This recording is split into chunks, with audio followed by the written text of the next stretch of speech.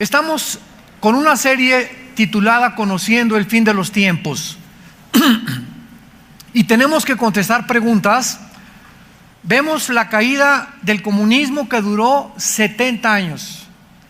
Comenzó en 1917 con Nikolai Lenin, cuando él llevó a la práctica el libro El Capital de Carlos Marx y de Federico Engels, y la caída del comunismo duró 70 años, cayó en 1989 con el muro de Berlín, cuando el presidente Ronald Reagan le dijo a Nikita Khrushchev que era imposible que hubiera libertad en Europa si no se derribaba ese muro que separaba a la Alemania oriental de la Alemania occidental. El muro fue derribado y Europa explotó en júbilo, dándole gracias a Dios de que ya Rusia no permanecía en el comunismo. Pasaron 3 o 4 años, nombraron después de Khrushchev a Mikhail Gorbachev, el siguiente ministro de Rusia, quien dijo estas palabras: después de que hemos probado la ideología del comunismo, él no dijo comunismo, socialismo, como ahora se está aplicando, lo voy a explicar, pero Gorbachev dijo estas palabras: hemos fracasado en esta ideología durante estos 70 años por 2 razones principales. Una, porque sacamos a Dios de Rusia, de la Unión de Repúblicas Socialistas Soviéticas, y la segunda, porque nos aislamos del mundo capitalista. Entonces, de acuerdo a estas 2 razones o a estos 2 factores, Gorbachev concluyó de que esta ideología había fracasado. Después de la Segunda Guerra Mundial, Estados Unidos ganó la guerra junto con Rusia y con Inglaterra y Australia, y entonces la democracia entró en vigor cuando ya el comunismo llevaba como la mitad del tiempo, y comenzaron a adquirir el modelo democrático las naciones, creyendo que también la democracia era el mejor sistema para gobernar. Sin embargo, cuando entramos al siglo XXI, hemos podido constatar y corroborar y comprobar que tampoco la democracia es el sistema perfecto. ¿Por qué? Es increíble ahora la mezcla en la que todos los estadistas y políticos y economistas han abierto sus ojos para ver que el modelo del comunismo no funciona. Bueno, disculpen, vamos a mezclar ahora el comunismo con el socialismo para disfrazarlo un poquito más, y vamos a apelar al mundo o al populismo, a las masas, de que realmente es el mejor sistema porque es el que va a favorecer a los pobres.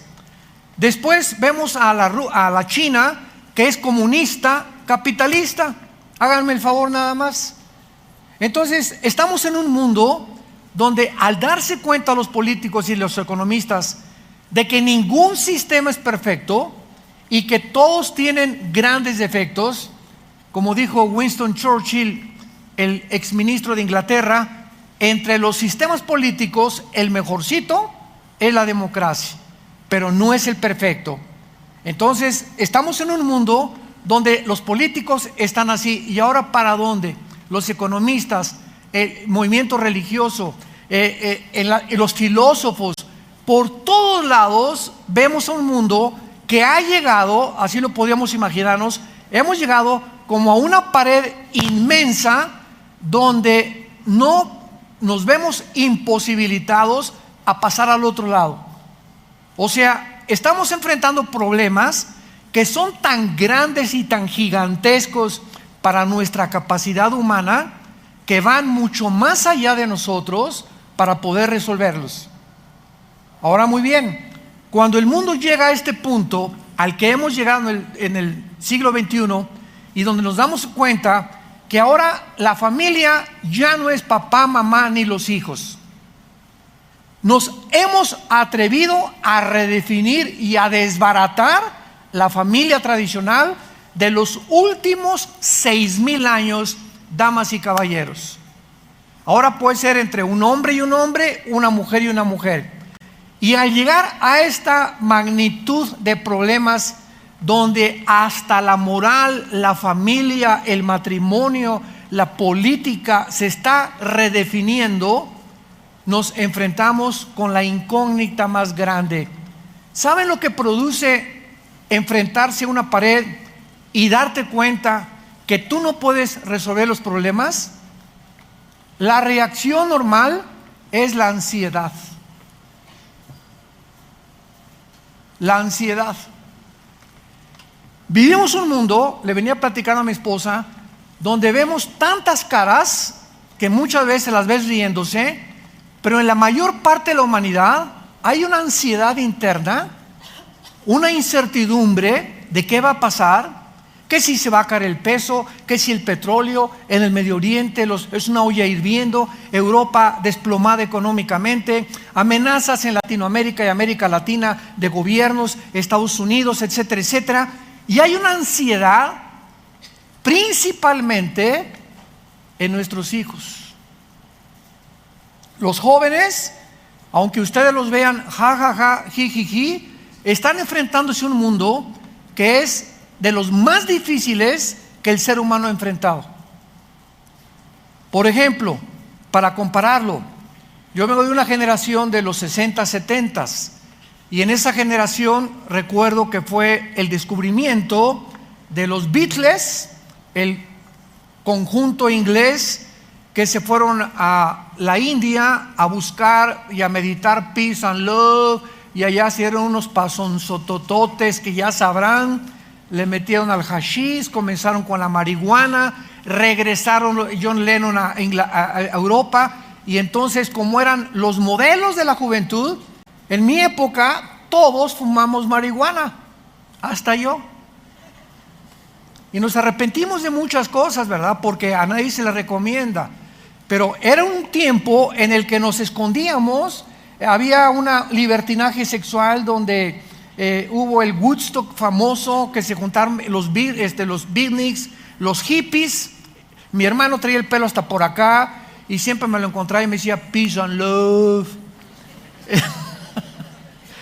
Y era una época en la que a través de las drogas nos quisimos escapar de la realidad, porque ya veíamos la guerra de Vietnam y las drogas y esto y el otro, y venían los conjuntos de rock metálico.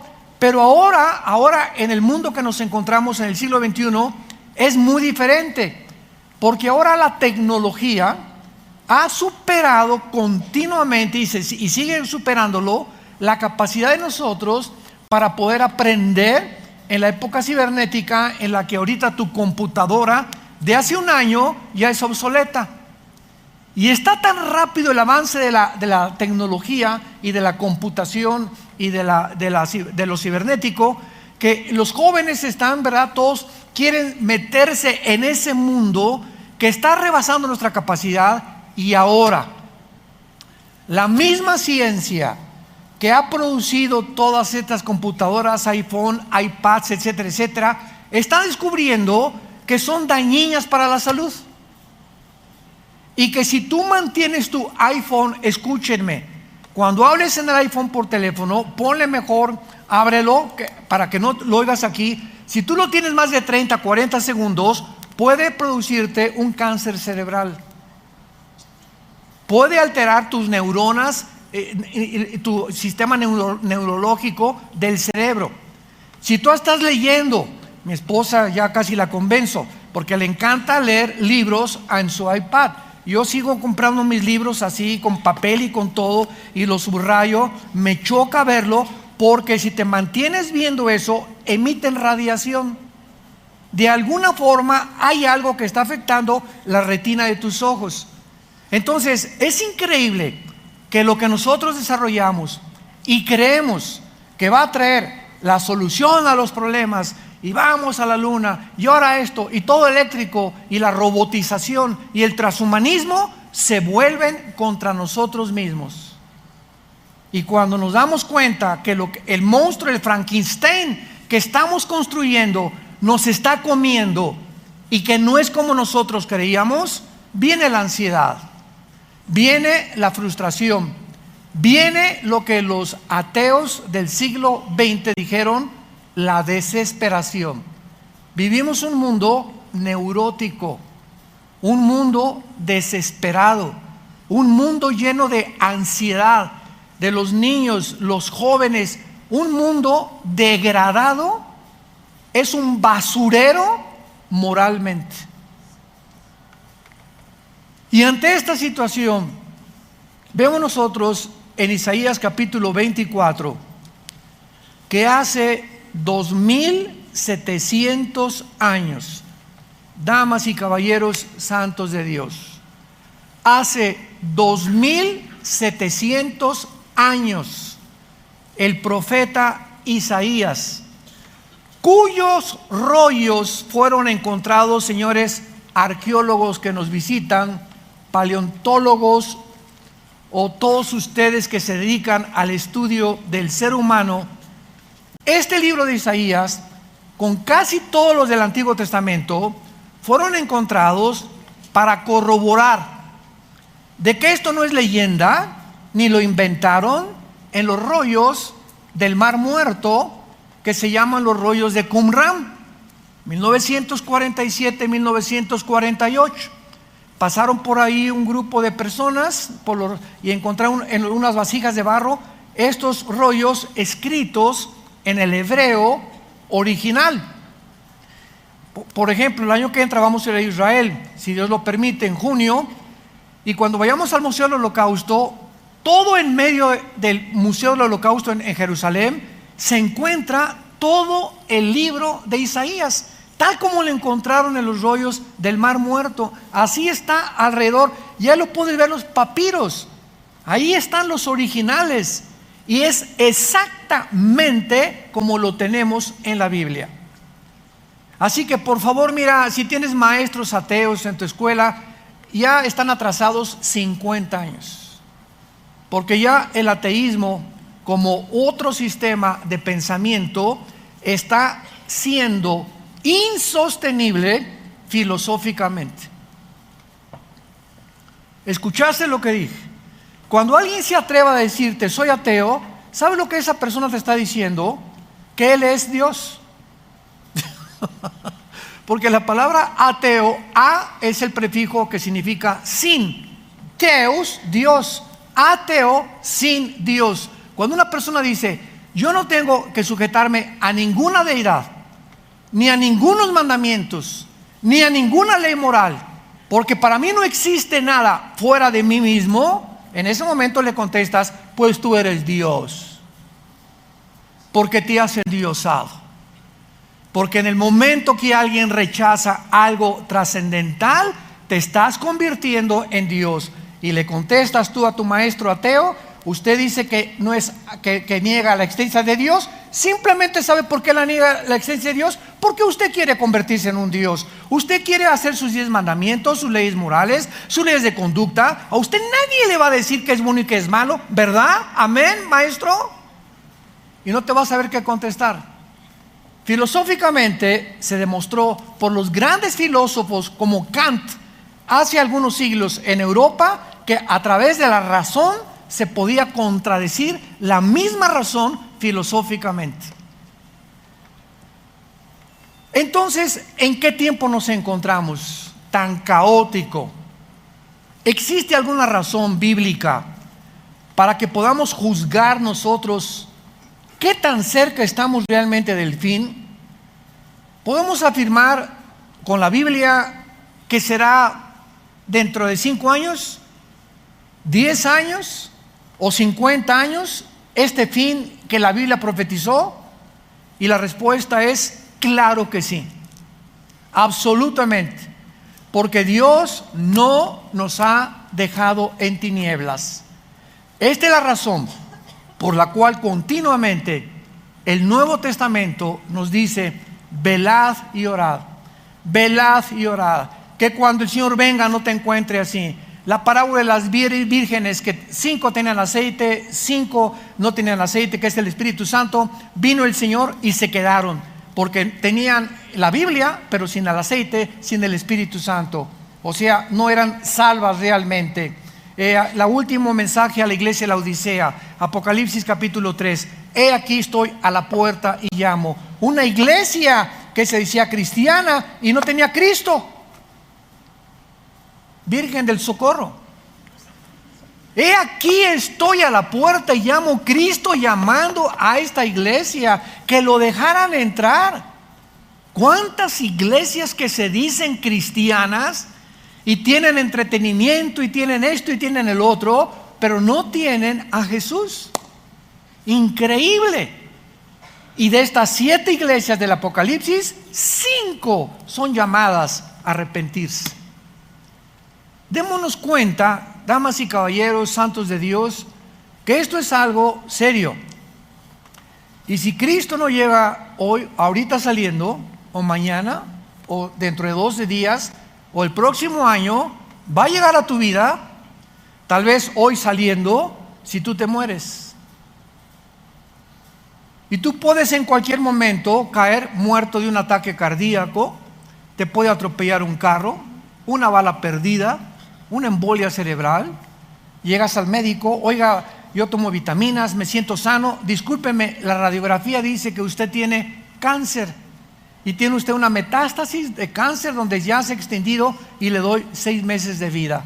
Y de repente todo en tu vida cambia de la noche a la mañana. Cuando sabes que tienes días para enfrentarte con Dios como tu juez. Y tus planes que tenías y tus proyectos que tenías y todas las cosas con las que tú soñabas, de repente se reducen a la nada por la realidad que todos nosotros queremos ignorar. Nos tenemos tarde o temprano que morir. Y la muerte no respeta a niños, ni jóvenes, ni tercera edad, ni cuarta edad, ni quinta edad, si es que existen. Entonces, estamos en un mundo muy incierto donde vamos a tratar a través de esta serie a investigar, y ojalá le pido a Dios que todos ustedes en esta mañana hayan traído su Biblia. Porque los que no trajeron su Biblia y los que siguen acostumbrándose a ir a la iglesia, porque aquí se pasan de vez en cuando en las pantallas versículos y no entiendes que la tienes que tener en tus rodillas, en la iglesia el domingo, hojearla, buscarla y checarla, no vas a tener realmente la bendición que Dios quiere darte. Porque ya es una costumbre que llegan a la iglesia sin Biblia. Imagínense el partido América Chivas sin pelota. ¿Cómo puede un partido de fútbol jugarse sin pelota? Y venir a la iglesia sin Biblia es como venir a un partido sin pelota. Muy bien. Antes que nada, veamos en primer lugar que Dios ha establecido un patrón profético bíblico. Dios ha establecido un patrón que va a gobernar toda la historia, como lo vamos a comprobar, desde el principio de la creación de los 6 días y el 7º descanso, hasta que Jesucristo regrese. Este patrón, por eso es tan importante, y les pedí que traigan su Biblia, porque lo vamos a ver en la Biblia, ha influido al ser humano en muchas generaciones y en muchas épocas de la historia. El patrón que voy ahorita a compartirles, porque es el patrón de las semanas de su calendario. De las semanas en plural de su calendario, como un recordatorio de que Dios es el creador y el diseñador del tiempo. Nos va la Biblia a revelar que Dios tiene un plan perfecto para el universo, un propósito específico, y está compuesto y basado en este patrón de los 6 días y el 7º de descanso, que se convierte en Israel. Tenía Israel días de años y días de semanas, y nosotros estamos apenas comenzando a penetrar en el mundo de la mente de Israel para descubrir, ¿verdad?, que por qué dijo Dios en el Salmo y en 2 de Pedro 3, un día es como 1000 años y 1000 años es como un día. Veamos pues nosotros este patrón de Dios. Cuando Dios creó al mundo, lo creó en una semana, la semana de la creación. Vayamos a Génesis capítulo 2 y veamos nosotros que cuando la Biblia dice 3 días, 2 días, 5 días, 7 ángeles, 15 años de prueba, 40 años de prueba, nunca, jamás Dios nos da un número, nunca, al azar o por coincidencia, como cuando Cristo con la mujer samaritana se quedó 2 días, lo vamos a ver con los samaritanos. ¿Por qué 2 días se quedó con los samaritanos? ¿Por qué cuando le hablaron a Jesús, Juan 11, ha muerto Lázaro? Jesús esperó 2 días. Otra vez se vuelve a repetir, lo vamos a ver más adelante. Pero siempre que vean ustedes días o números, tienen un simbolismo profético. Porque Dios no pone nada más porque 4 o 5, no. Cada cosa que Dios pone en la Biblia tiene un simbolismo y un significado más profundo de lo que nos podemos imaginar. Vemos nosotros pues que en el capítulo 2 del Génesis dice: fueron acabados los cielos y la tierra y todo el ejército de ellos. Cuando la Biblia menciona el ejército, está hablando de los serafines, querubines, los ángeles y los hijos de Dios. La familia espiritual que Dios tiene en el cielo y que muchos de ellos se rebelaron contra Él. Y que esos que se rebelaron contra Él, que se les llama los hijos de Dios, cuando Babel se juntaron en Babel, Génesis 11, para decirle a Dios: no queremos poblar la tierra, desobedecer el mandamiento, dispersen y poblen la tierra. Dios confunde sus lenguajes y dice Deuteronomio 5 y Deuteronomio 32 del 8 al 9 que ahí de Babel hasta nuestros días Dios le entrega a los principados satánicos las naciones del mundo para gobernarlas. Y cuando llegamos a Daniel capítulo 10, ahí encontramos claramente que la Biblia nos revela que en los tiempos de Daniel, el principado de Grecia y el principado de Persia eran 2 principados satánicos que controlaron el imperio griego y el imperio de los medos persas, el imperio de los romanos, de los babilonios, de los asirios, de los egipcios. Dios entrega todo esto a los poderes del mal. Y al mismo tiempo que Dios entrega a las naciones, otro capítulo después, en el capítulo 12 del Génesis, Dios llama a Abraham. Y entonces dice Dios: voy a hacer una nación para mí. Todas las naciones están infiltradas de dioses paganos, de idolatría, de hechicería, de brujería, como tú le quieras llamar. Voy a formar una nación que pueda en medio de todas las naciones dar testimonio de que yo existo, de que yo soy el único Dios verdadero. Y por eso Dios escogió a Israel. Y entonces pasa el tiempo y esa nación que Dios escoge para Él se pervierte también. Y se van tras los dioses Astaret, ¿verdad? Y Artemisa, Moloch, y a todos los dioses babilonios, a los dioses filisteos, etcétera, etcétera. Y entonces Dios le dice a Israel: me divorcio de ustedes. Así acabó Dios divorciado de Israel. Y ahí te ves, nos vemos al ratito. E introdujo Dios en su plan a nosotros, la iglesia. Y en el día de Pentecostés, ¿por qué creen ustedes que el fenómeno fueron las lenguas? Casi la mayor parte de los cristianos se han ido con la finta, ¿verdad? Que las lenguas y que esto y que el otro, sin darse cuenta que las lenguas era una señal profética de que en ese momento Dios oían en su idioma, porque eran lenguajes, es la palabra glosa en el griego, que es un lenguaje conocido. No no es una jeringosa como la que oímos casi siempre. Es un lenguaje conocido que tiene que haber una interpretación de acuerdo a la Biblia para que sea genuino realmente. Y en ese momento el idioma hebreo iba a las naciones y en su idioma judío escuchaban el evangelio. Lo que confundió en la Torre de Babel, Dios lanzaba una campaña ahora para la conquista de las naciones y nos mandaba a nosotros, a esas naciones entregadas al paganismo y a los dioses, ser predicadas y conquistadas por el mensaje del evangelio. Id,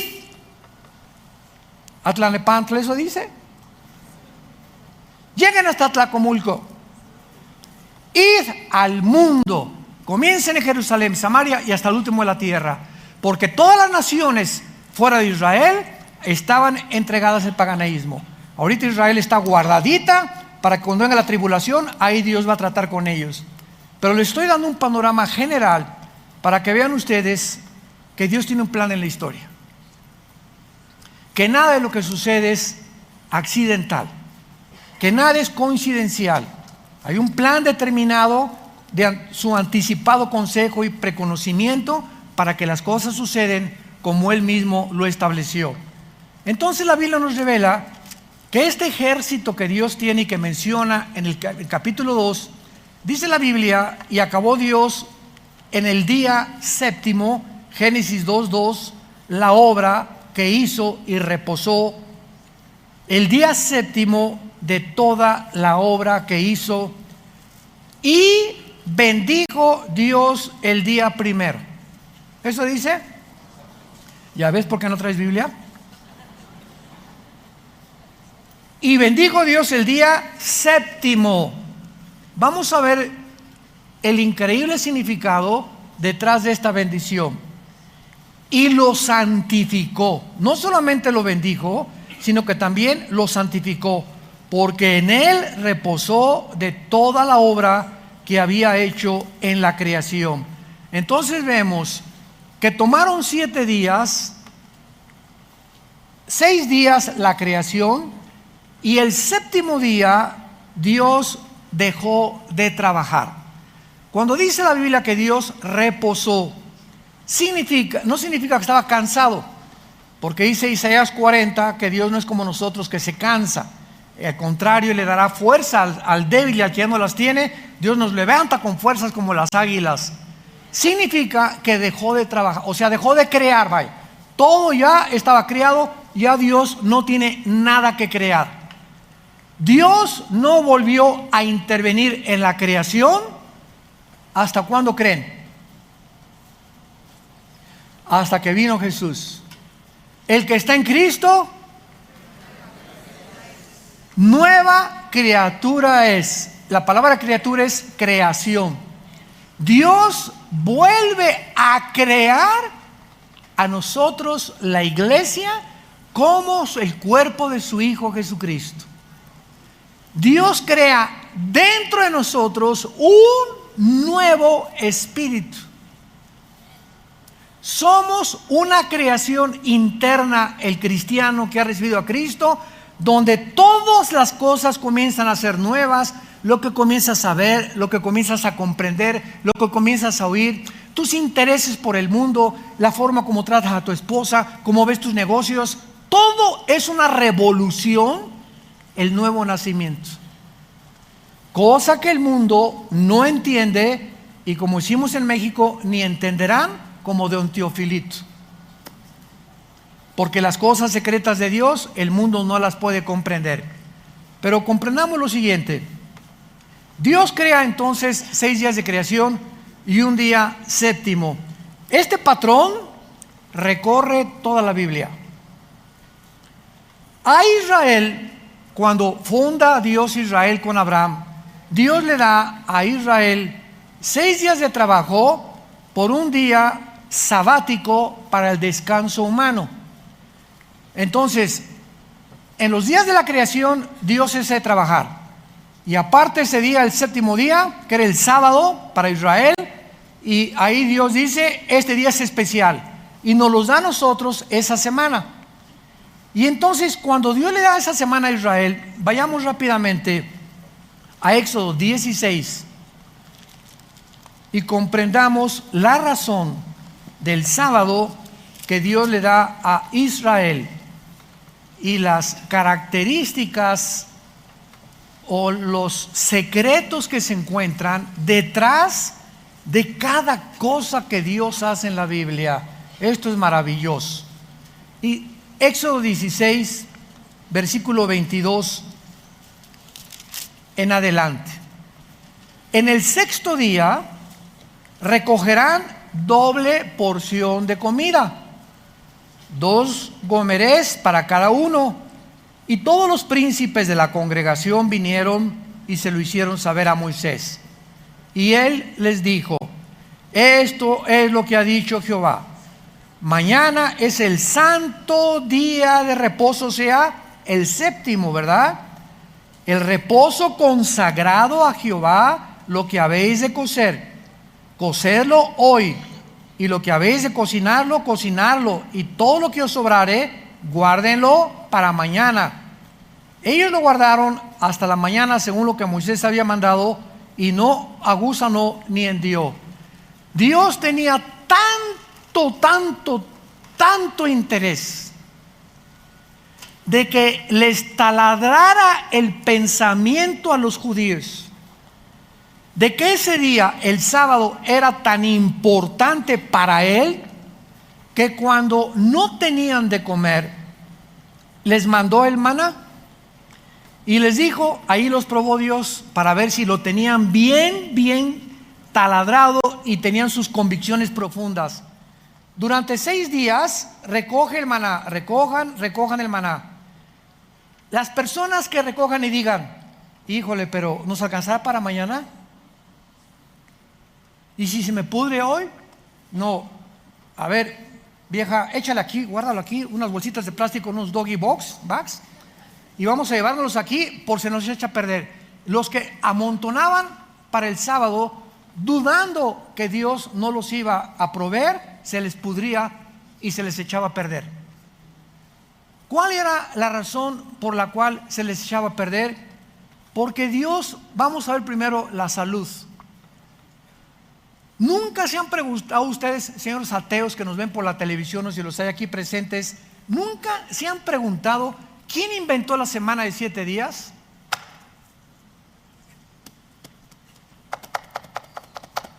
¿Buda? ¿Marx? ¿El Che Guevara? ¿Walter Mercado? ¿Zoroastro? ¿Mahatma Gandhi? ¿Stalin? ¿Quién inventó la semana de 7 días? ¿De dónde salió? 6 días por uno, 6 días por uno, 6 días por uno. Y ahora la ciencia y los estudiosos del cerebro y del comportamiento de la conducta humana han llegado a reconocer y a comprobar hasta el siglo XXI que las personas que no dediquen, y no tiene que ser el sábado, si tú trabajas el domingo, hoy, ¿verdad? Y descansas en tu hotel mañana, ese es tu día de descanso. Lo importante es lo siguiente, que Dios ha diseñado el cuerpo humano para que descanse.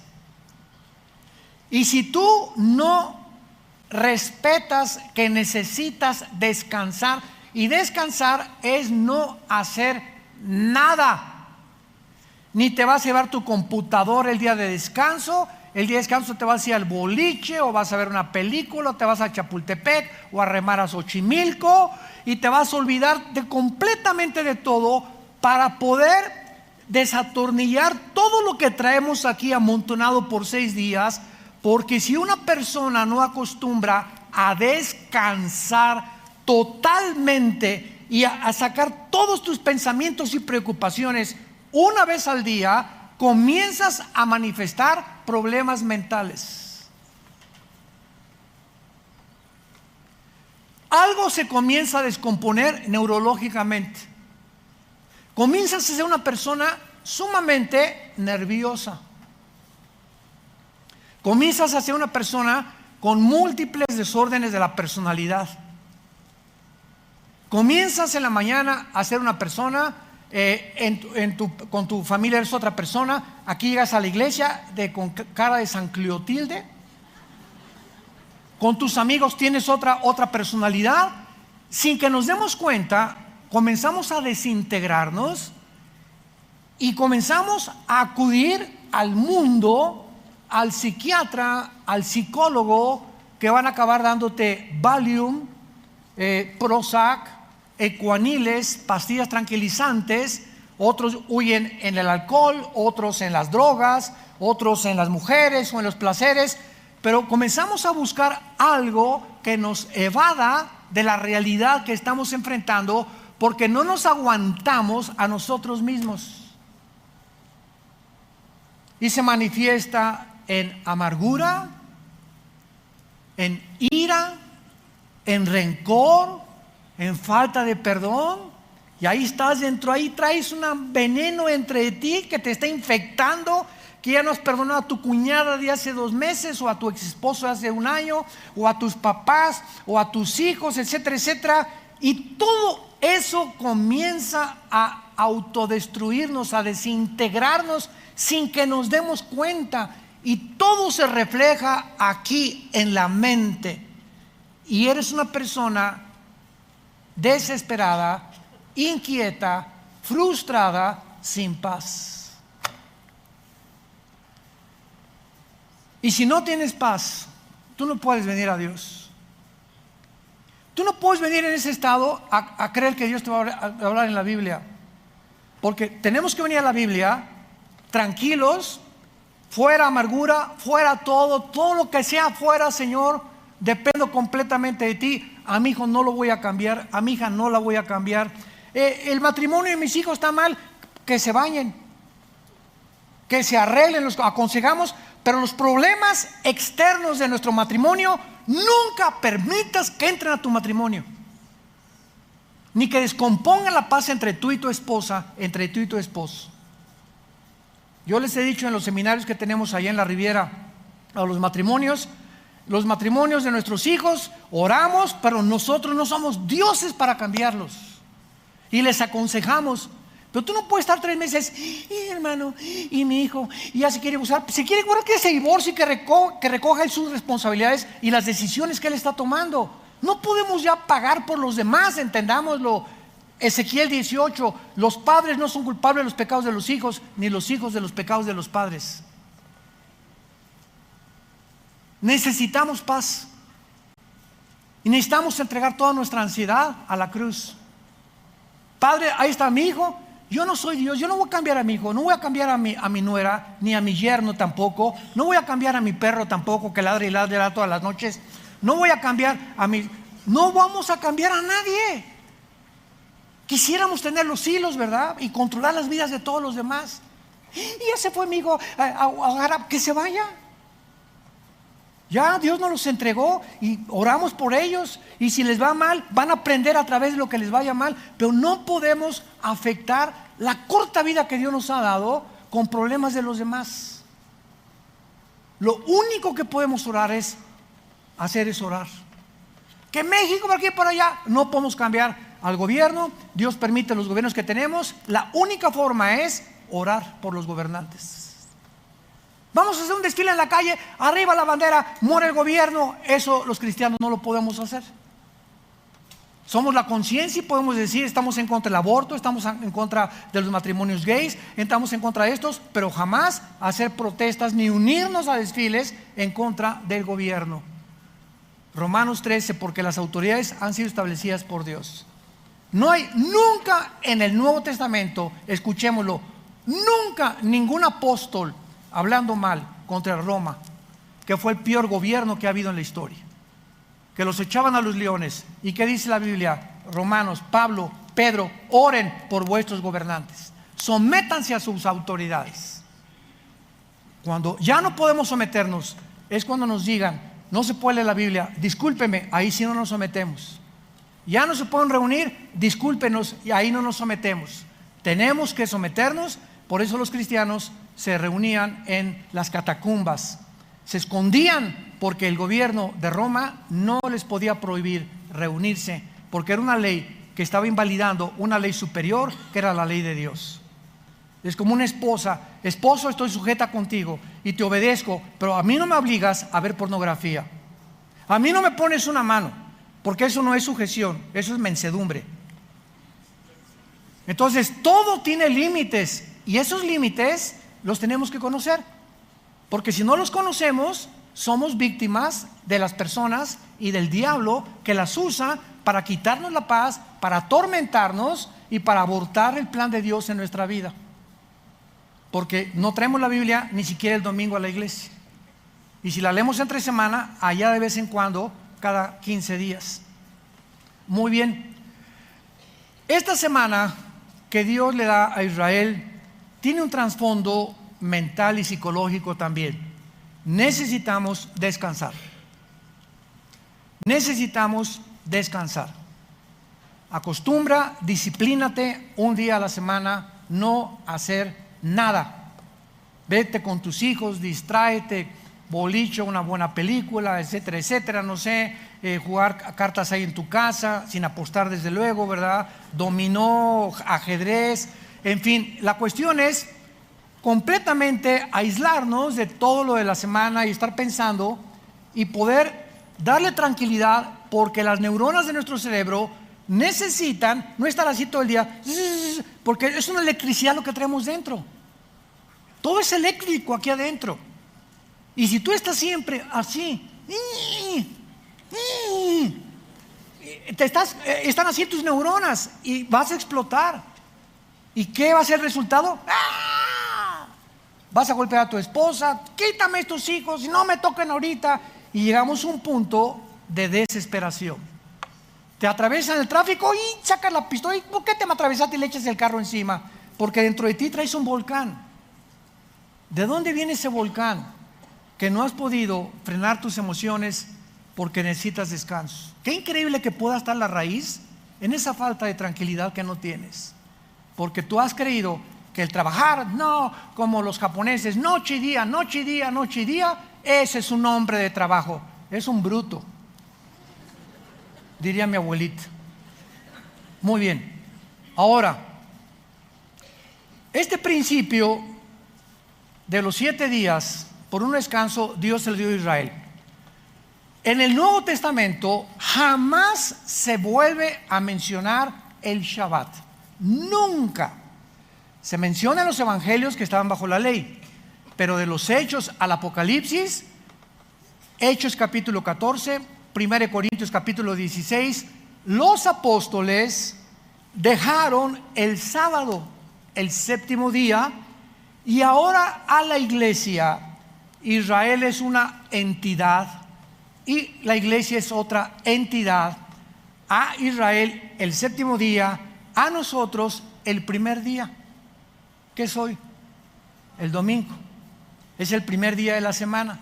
Y vemos nosotros que los apóstoles comenzaron ya a reunirse, Hechos 14, 1 Corintios 16, el primer día de la semana. ¿Por qué? Porque Cristo resucita el primer día de la semana, inaugurando la época de la gracia. Y el Espíritu Santo viene en Pentecostés, el domingo también, el primer día de la semana. Entonces, vemos la diferencia nosotros en lo que significaba para Israel y en lo que significa para nosotros. Pero aquí hay algo extraordinario. Dios le da a Israel el patrón de la semana de años, que se llama el Shemitah, si lo quieres apuntar en el hebreo, o que es conocido también como el jubileo. En otras palabras, todos los esclavos, todos los siervos, y cuando hablamos de esclavos en la Biblia, por la mala interpretación y la mala comprensión que la gente tiene, es que la Biblia tenían esclavos. La palabra doulos se escribe doulos en el original, no significa una persona que tienes para humillarla como lo hicieron en Estados Unidos con los afroamericanos, ¿verdad? Que los latigueaban, y un esclavo, creemos nosotros que tú vas a hacer lo que yo quiera y tu esposa es mía, o lo que, etcétera, etcétera.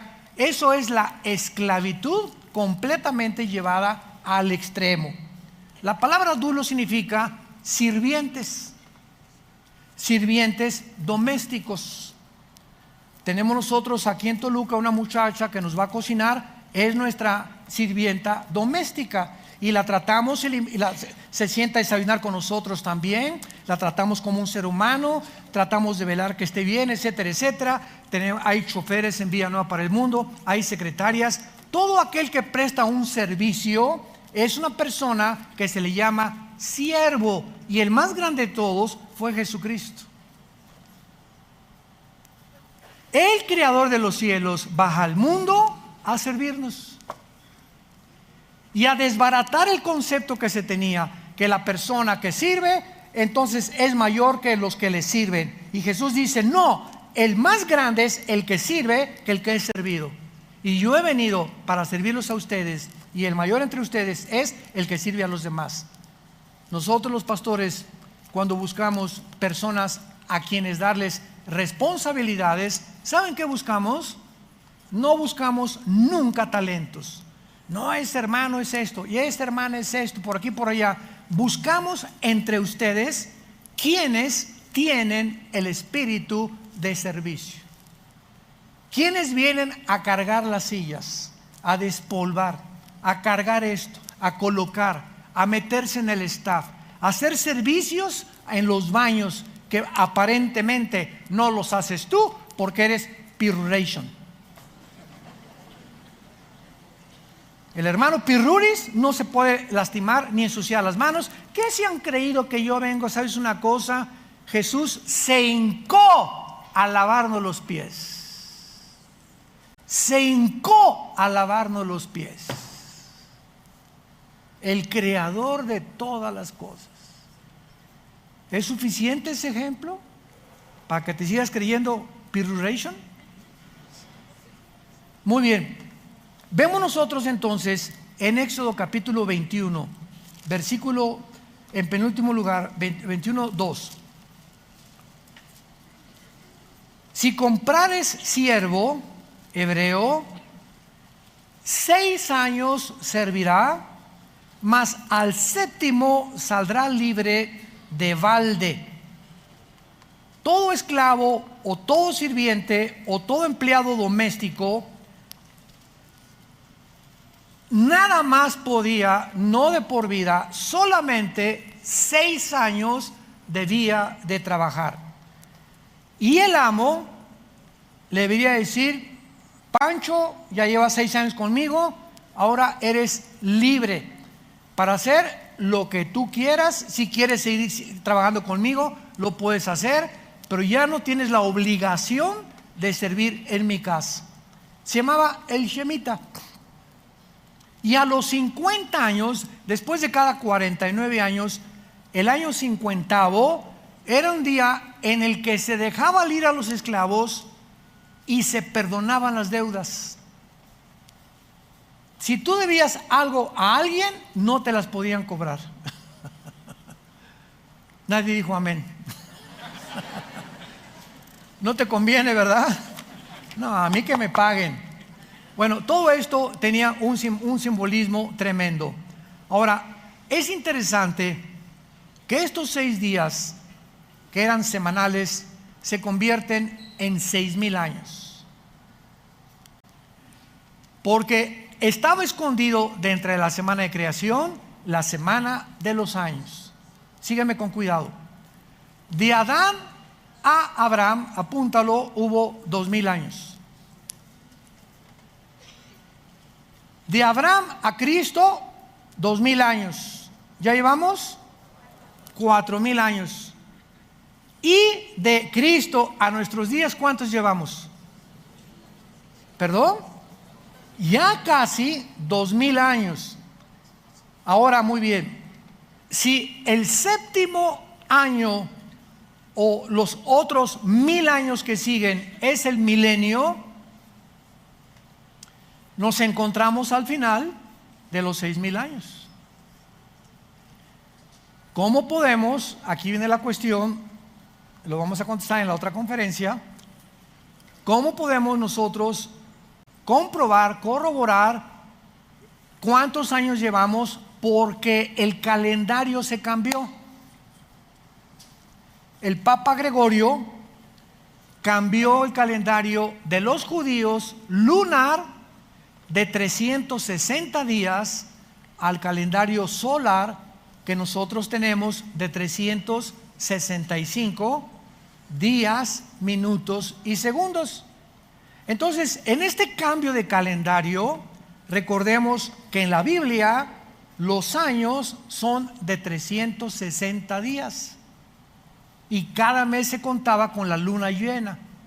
Por eso el calendario judío comienza en Rosh Hashanah, que es en septiembre. El de nosotros, el 1 de enero, que es el calendario solar. Para los judíos, en marzo, abril, es el Nisan, el inicio de las fiestas, y la culminación en septiembre y octubre, que es el Rosh Hashanah, el Yom Kippur y el Sukkot, que son las últimas 3 fiestas que no se han cumplido, y que la que falta es el Rosh Hashanah, que es las trompetas, que es el rapto de la iglesia. Bye. Es interesante cuando comenzamos a poner así todas las piezas del rompecabezas, porque la Biblia es un rompecabezas. Armamos el rompecabezas y todo tiene sentido, todo se aclara. Pero Dios no quiere aclararle a todos o a todas las personas. Dios quiere aclararles el panorama y darles tranquilidad y paz y seguridad y esperanza únicamente a los que siguen a Jesús. Nada más. Hermana, yo soy cristiano. Una cosa es ser cristiano y otra cosa es ser discípulo. Juan 8, 31 y 32. A los que ya habían creído, Jesús les dijo: si ustedes permanecen en mi palabra, serán mis discípulos. Entonces las iglesias están llenas de personas que se dicen cristianas, pero no es cierto que siguen a Jesús. ¿Qué es seguir a Jesús? Todos los días, de noche y de día, Josué. De noche y de día. De noche y de día. Medita, lee, memoriza, estudia este libro de la ley. Cuando yo vea que de día y de noche, Señor, a las 12 del día, o que de día y de noche, yo nada más en la noche, o que la canción, hombre. ¿Qué es la fe? Creer lo que la Biblia dice. ¿Y por qué no lo haces? ¿Tienes fe? También los demonios la tienen.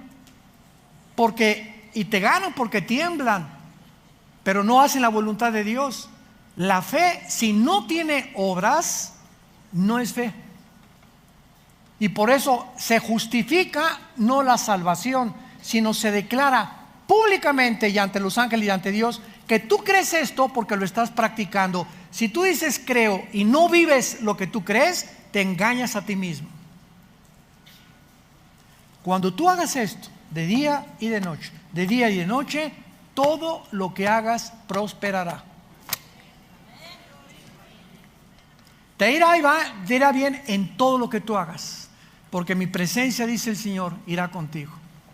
Porque yo honro a los que me honran. Y es el tiempo en que estamos viviendo nosotros, que tenemos que despertar ya a la realidad de que el cristianismo que se está viviendo no es el cristianismo, es entretenimiento. Las iglesias ahora son discotecas para entrenar, hasta humo y luces y por acá y por allá, y mantener a la gente aquí, acá, y jamás pecado, ni arrepentimiento, ni que es la vida cristiana, ni la necesidad de seguir a Jesús. Simplemente un circo ataide. Nada más falta que inviten a Cepillín para que estén contentos los cristianos. Oremos. Señor, te damos gracias por tu palabra, por abrirnos las escrituras como se las abriste a tus discípulos después de resucitar, porque quedaron todavía llenos de dudas que no comprendían hasta que el Espíritu Santo viniera en Pentecostés y les pudiera declarar lo que ahora nosotros ya sabemos, porque ya tenemos a tu Espíritu Santo. Te pedimos, Señor, que abras el entendimiento de tu pueblo, que tu pueblo pueda conocer la verdad, vivir la verdad, practicar la verdad. Qué honroso y qué maravilloso es conocer y saber que todavía hay un remanente de cristianos en todo el mundo que viven y practican la verdad. No se engañan a sí mismos, están viviendo lo que tú estás pidiendo que hagamos. Te pedimos en el nombre de Jesús que sigas extendiendo ese amor que tuviste en la cruz en esta tarde para todos ustedes que nos ven a través de las redes sociales y que les invita a venir a la cruz. Ahí donde te encuentras, los que nos escuchan en esta mañana, si alguien quiere invitar a Cristo a su vida, dile estas palabras: Señor, perdóname, te necesito. Sácame del hoyo de la desesperación donde yo me encuentro. Reconozco que no tengo paz, que mi vida es una ansiedad continua. Quiero descansar y saber que todas las cosas están en tus manos, bajo tu control, que yo no puedo cambiar a nada ni a nadie. Eres tú, Señor, el que tiene el poder de cambiar las vidas humanas. Yo quiero descansar en tus promesas y te invito a mi corazón como mi Señor y mi Salvador. Me arrepiento de mis pecados porque pagaste por ellos en esa cruz con tu sangre preciosa, que en este momento me limpia de toda maldad. En el nombre de Jesús. Amén. ¿No es maravillosa la Biblia? Vida Nueva para el Mundo y Dr. Armando Alducin Ministries presentaron El Poder de la Palabra de Dios.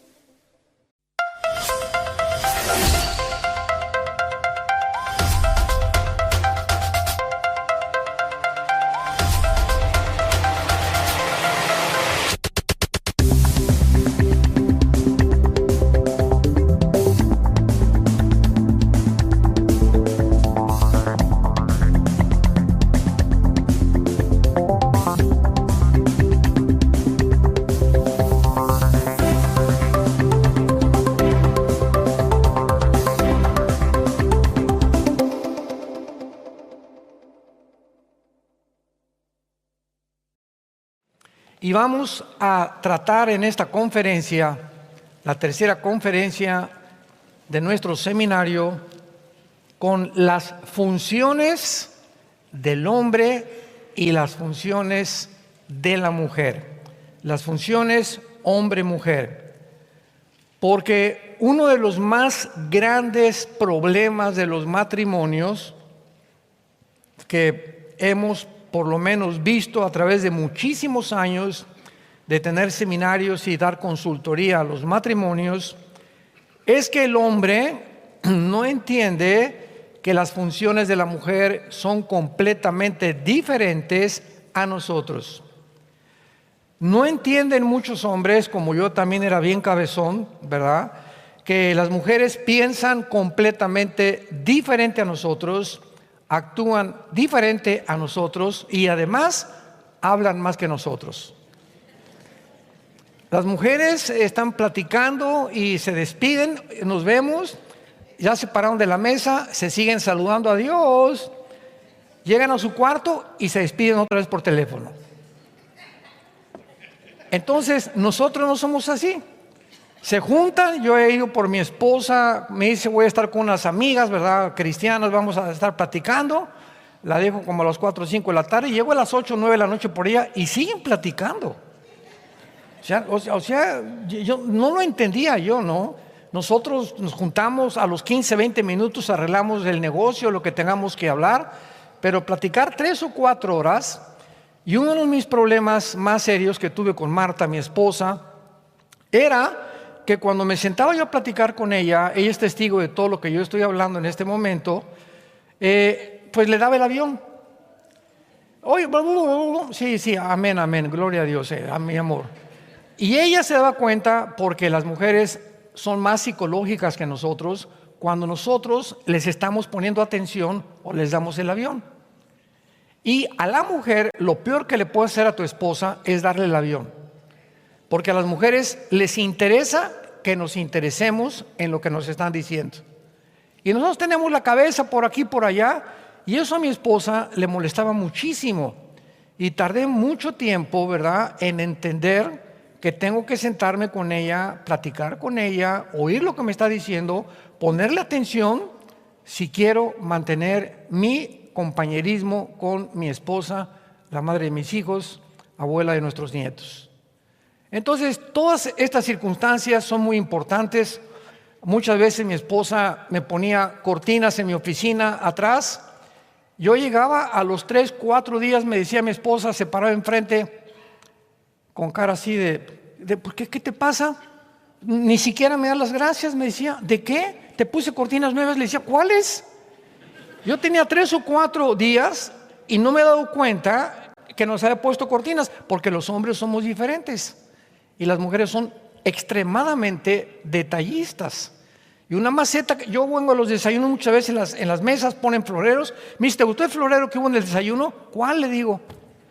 No nos fijamos en esas cosas. Y para poder entendernos el uno al otro, tenemos que entender precisamente que Dios nos hizo diferentes. Y mientras no entendamos estas diferencias, vamos a tener problemas de comunicación y problemas que pueden convertirse más adelante en problemas que pueden crecer. Porque tenemos que entender claramente, ¿verdad?, que la mujer fue hecha diferente a nosotros, es más débil, es un vaso frágil, es la reina de la casa, y la debemos de tratar con fragilidad para que nuestras oraciones, 1 de Pedro 3:18, no tengan estorbo. Si Dios ve que tú no tratas a tu esposa con la delicadeza, con la consideración, con la empatía que ella debe y merecen tener, Dios no nos escucha. A este grado, una mala relación que tengamos con nuestra compañera, no le pidas nada a Dios. Nuestras oraciones van a rebotar. ¿Y por qué me fue mal el trabajo? ¿Y por qué me fue mal aquí? Hay una raíz siempre que produce hiel y amargura. Y es tu relación con tu esposa. Dios considera tan importante nuestra relación que no puede un hombre caminar así y la esposa así. O caminamos juntos o no caminamos. Hermano, es que yo soy más santo, ¿verdad? Y ella todavía está, pues vas a tener que esperarla a que te alcance o a que tú puedas tener la paciencia, porque no hay nada como que yo me adelanto y ella se queda, o tú te adelantas y su esposo te queda. No funciona así el matrimonio. Tenemos los dos, es como un triángulo que caminamos, ella está aquí, yo estoy aquí, Dios es en la punta. Mientras más caminamos los dos cerca de Dios, más nos encontramos el uno con el otro. Porque esta es la relación perfecta, caminar los dos con la palabra de Dios para que podamos verdaderamente estar unidos al final, y es Cristo el pegamento que nos mantiene hasta que Él regrese. Muy bien. No cabe duda que vivimos una de las épocas más confusas, política, económica, religiosa, espiritual, y por si fuera poco, de géneros. Increíble. Trágicamente, el factor para el debilitamiento de la definición de los roles en la familia, en el matrimonio, es que el hombre y la mujer son iguales sin diferencia de funciones. Y desgraciadamente hay muchas mujeres, y he oído también a algunos líderes o algunas, vamos a ver, que dirigen iglesias usando Gálatas 3:28. Lo voy a leer rápidamente. Gálatas 3:28. Dice Pablo, ya no hay judío ni griego, no hay esclavo ni libre, no hay varón ni mujer, porque todos nosotros somos uno en Cristo Jesús. Entonces usan este versículo para decir que no hay diferencia entre el hombre y la mujer. En un sentido es verdad, porque los dos fuimos creados a su imagen y semejanza. pero sí hay función en roles. Sí hay función en responsabilidades, porque vamos a ver por qué Dios le entregó el liderazgo al varón y por qué es el varón el que es responsable delante de Dios de cómo funciona una familia. No la mujer, somos nosotros los varones. Vemos nosotros aquí en Génesis capítulo 2, versículo 7, las tres áreas principales que Dios trata con Adán antes que Adán viniera al mundo. Dios trata con Adán en el huerto sin que la mujer haya nacido, haya sido traída a él. Y en estas tres responsabilidades nos muestra Dios que desde el principio Él iba a tratar con el varón como responsable, como cabeza de su familia y no la mujer.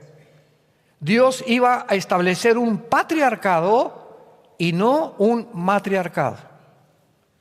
Los grandes psicólogos del mundo, tanto cristianos como no cristianos, están de acuerdo en que casi el 60% del homosexualismo proviene de mujeres que gobiernan su casa, donde los varoncitos, los hijos varones, son criados bajo la mamá, bajo las faldas de la mamá y no bajo el papá. El hombre necesita un modelo y tiene que ser el papá. El papá tiene que ser el héroe del hijo, el papá tiene que ser el guía, los hijos tienen que ver al papá como sus dirigentes. Yo quiero ser como mi papá, no como mi mamá. Entonces, qué importante son las responsabilidades que Dios nos da, porque tienen consecuencias tarde o temprano a la larga. Jehová Dios, Génesis 2:7, formó al hombre del polvo de la tierra, sopló en su nariz aliento de vida y fue el hombre un ser viviente.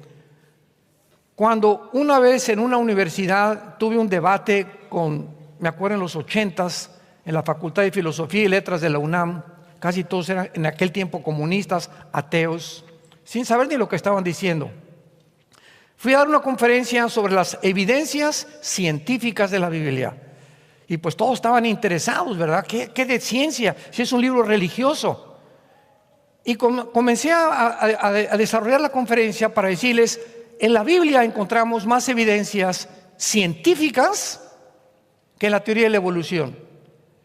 Y desgraciadamente, ¿verdad? Pues hay maestros de todo tipo. Se acercó el vicedirector de la escuela de la filosofía en aquel tiempo y me quiso ridiculizar enfrente de todos los estudiantes. Eran como 90, 100 estudiantes más o menos en esa facultad.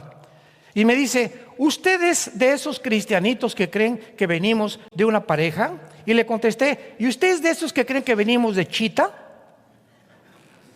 Y me dice, ¿de qué está usted hablando? Le dije, usted me está diciendo que por un accidente apareció un chango, por otro accidente apareció una changa con órganos reproductores femeninos y por un tercer accidente apareció un changuito. Somos dos accidentes en medio de un accidente. Cuando la biología, la física y la genética niegan y hacen pedazos la teoría de la evolución, científicamente, ya no con la Biblia. Y entonces comencé a desarrollar este tema y les dije, dice la Biblia, qué interesante, que Dios forma al hombre el cuerpo del polvo de la tierra. Queridos estudiantes, me dirigí a ellos, ¿sabían ustedes que la tierra tiene 19 elementos químicos? Fosfato, flor, yodo, sodio, etcétera, etcétera, que son los 19 elementos químicos que tiene el cuerpo humano. ¿Y sabían que la tierra tiene 4 gases, oxígeno, nitrógeno, etcétera, etcétera, que son los 4 gases que tiene el cuerpo humano? ¡Qué cosa tan interesante!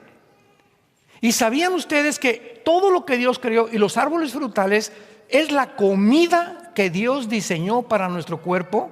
Dios pone en todas las hierbas, en las plantas, en las raíces de los árboles y en las frutas los elementos, los nutrientes, las vitaminas, los minerales que nuestro cuerpo necesita, porque fuimos hechos de la tierra, el cuerpo humano. ¡Qué tremendo! Una vez que Adán estaba ya formado como en su cuerpo, Dios hace algo que Dios no hizo con los animales. Y Dios hizo esto sobre Adán. Dios le infunde al ser humano algo que los animales no recibieron, que se llama el espíritu. Hace muchos años, cuando Caleb, nuestro hijo, era niño, chiquito, Marta y yo lo llevamos al pediatra. Y me acuerdo que una vez lo acostaron, tenía como 6 meses, y nos dice el pediatra: ¿ven ustedes aquí el hoyito que tiene aquí arriba del coxis? Sí, me dice, ahí estaba la cola. Mi esposo y yo nos volteamos. Un pediatra, no saben ustedes los títulos tan elevados que tenía en la medicina, de los más altos pediatras. Su esposa era cristiana y pues nos recomendó con su esposo. Le dije, ¿cómo que la cola? Me dice, pues sí. ¿Y qué le pasó a la cola? Y dice, la evolución se fue perdiendo, pero nacimos con cola. Y aquí está la prueba, me dice. Y le dije, ¿sabes tú cuál es la diferencia entre el hombre y la mujer? El espíritu. Porque los animales no tienen conciencia de la existencia de Dios. El ser humano fue creado con la conciencia de que hay un Dios, y no hay ninguna civilización, ninguna tribu en la historia que no haya adorado a algo o a alguien. Y cuando el ser humano no conoce a Dios, agarra un palo, un tronco y forma un ídolo, o una piedra y adora un ídolo. Y el hombre, de lo que él formó, se hinca a adorar algo que hicieron sus manos.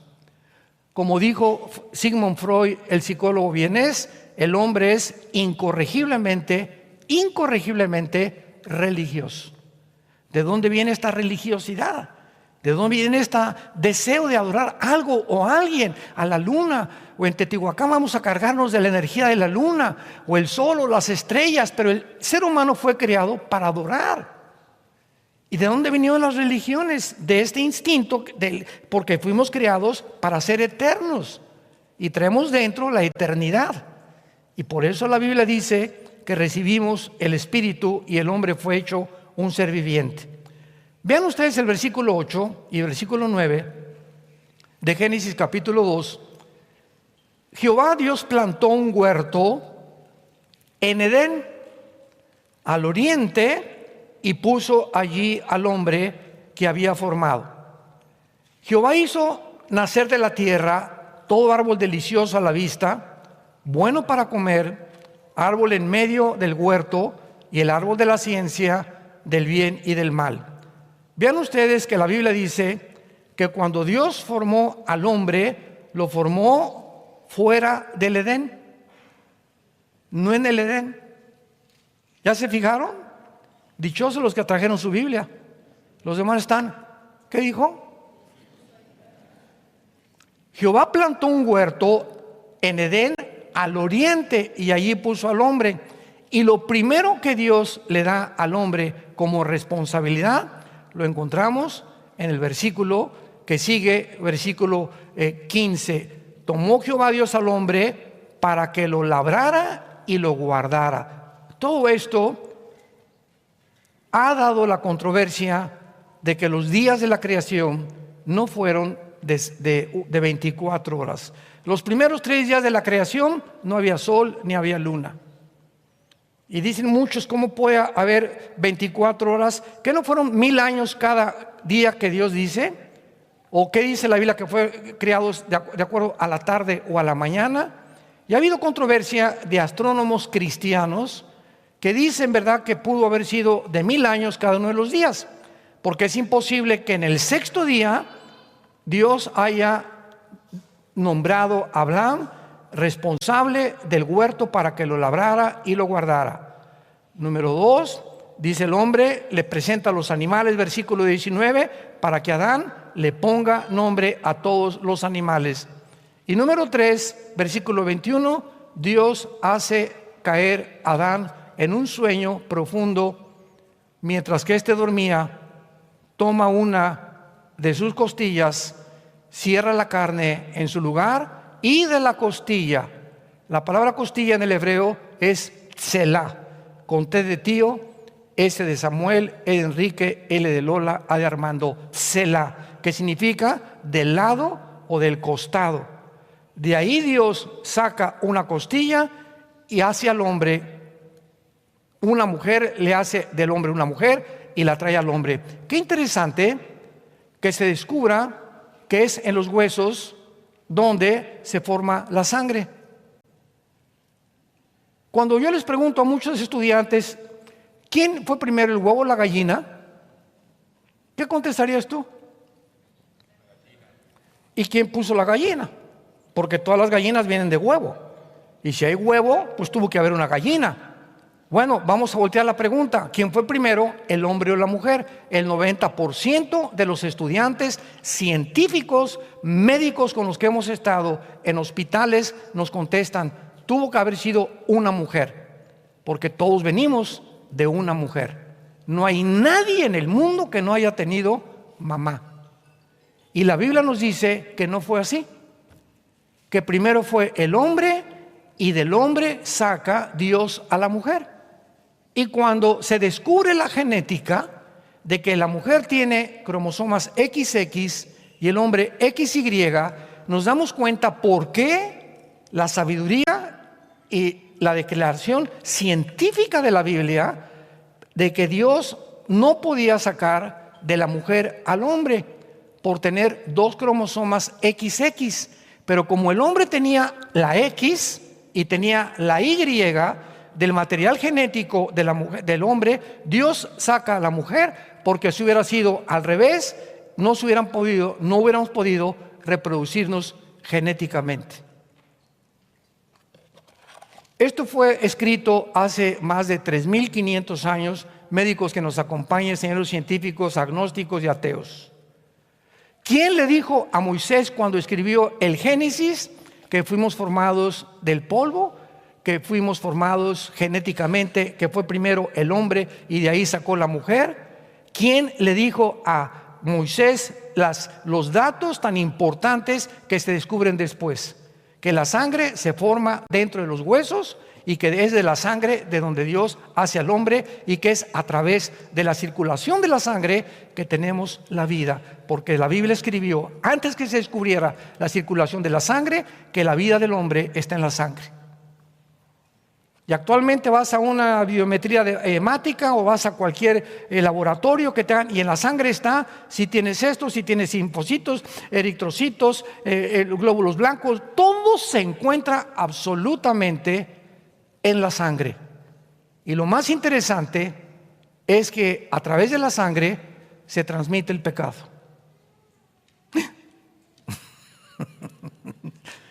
Los voy a dejar en tensión cuando yo lo explique ahorita a continuación.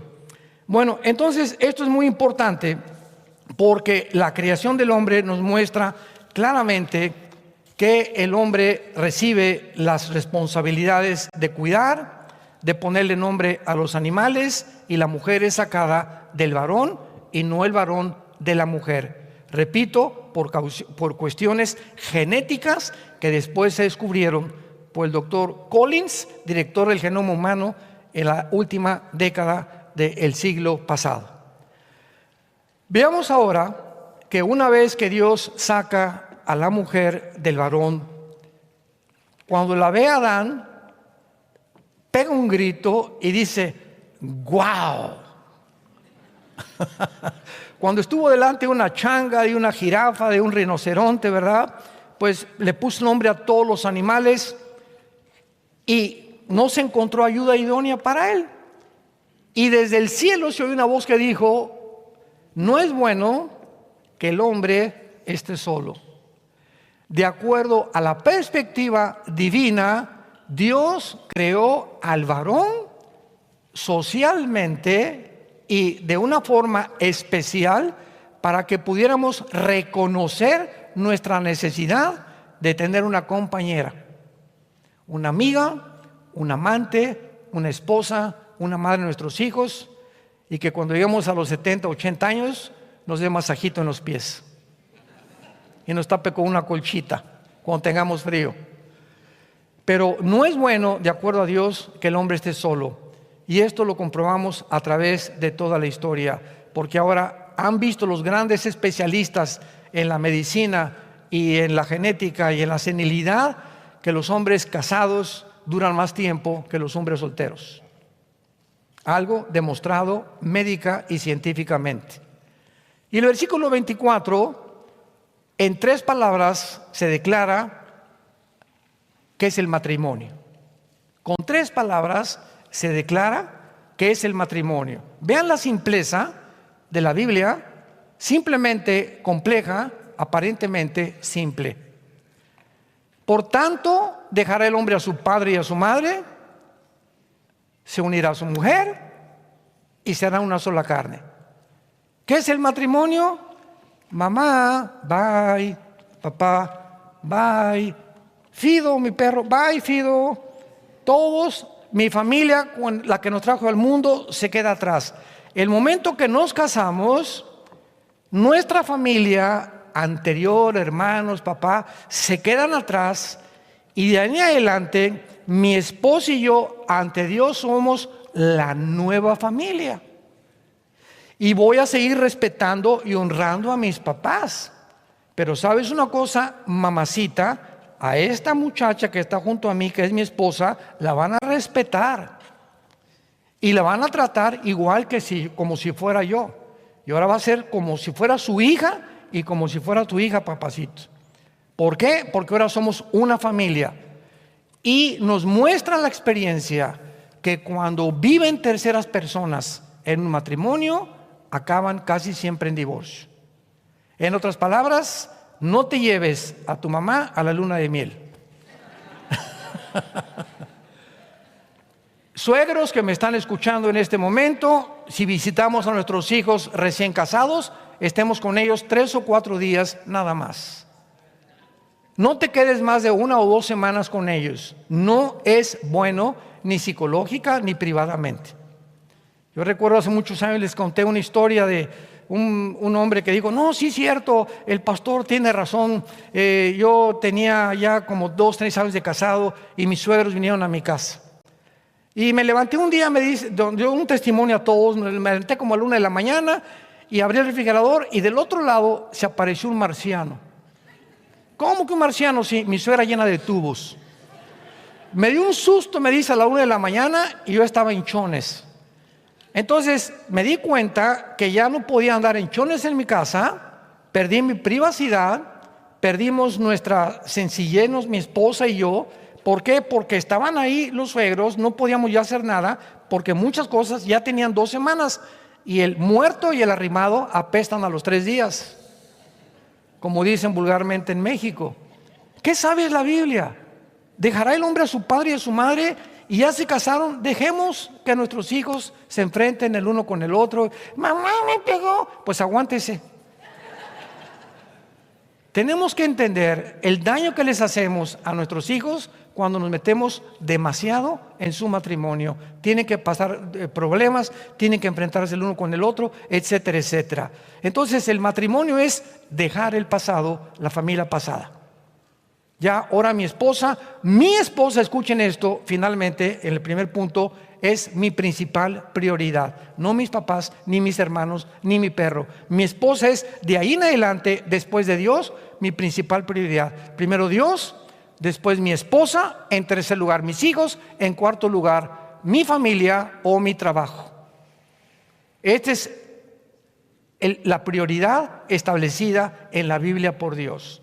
Si tú pones en tu nuevo matrimonio, es que tú no eres como mi mamá, y no me haces los huevos como mi mamá, y no cocinas como mi mamá, y comenzamos a compararnos, en ese momento vas a destruir psicológicamente a tu esposa, porque te va a contestar: tienes razón, no soy tu mamá, soy tu esposa.